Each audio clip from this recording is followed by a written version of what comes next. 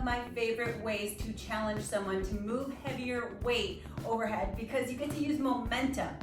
You use the momentum from your legs to push the weight over your head. So you get to use a little heavier weight, but at that same time, when I program the workouts, those into your workouts, it's typically because I want you to focus on that eccentric and focus on your form in the lowering phase of the push and the pressing. Because typically with most shoulder presses, it's a strict press, you're pressing overhead, you're controlling the weight. Especially if you're newer to pressing, that's definitely recommended. But if going overhead is new to you, going into that push press to focus on the eccentric is not a bad idea as long as you have a weight that feels comfortable but challenging. So the push press has been really popularized by CrossFitters and doing the weight with a barbell as fast as you can, getting as many reps as possible. And there's a place for that for cardio, but again, I like to program it to focus on that eccentric and get you to focus on your form instead of just going through the range of motion. So with the dumbbell push press, you bring your dumbbells at your shoulders with your elbows hugged in tight, your feet underneath your hips. So your palms are facing each other, so you kind of have an internal rotation through your shoulders. A little safer, it feels a little bit better for most.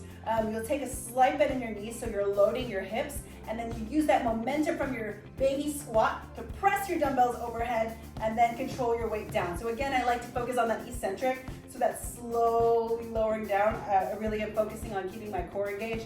If I have it programmed with an eccentric, you'll slowly lower it down for the X amount of seconds. So let's say it's a 5-second eccentric. That means you'll go down for 5, 4, 3, 2, 1. And then if there's alternating, I more than likely won't have you press one dumbbell up. It doesn't really work that way. You'll go one and then the other, alternating between the two.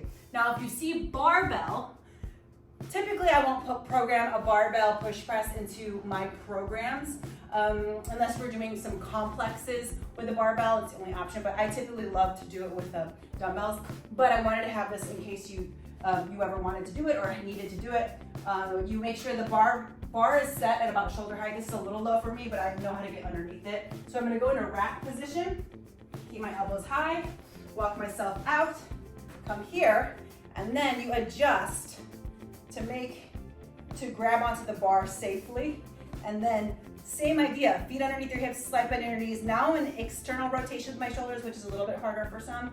And then I'm using momentum to press and then control the weight back down. So again, some people go into that, as many reps as possible. And again, there's a time and place for that. Just in my workouts, especially for someone that's focused on more functionality and trying to focus on their form and get better for sport, I'm not going for high rep counts with the push press unless it's like a finisher or something. So that'll be designated. I'll tell you when that's the purpose, but typically if it's in a program and you're watching this because you're doing one of my programs, I'll have you focus on that eccentric and controlling it down.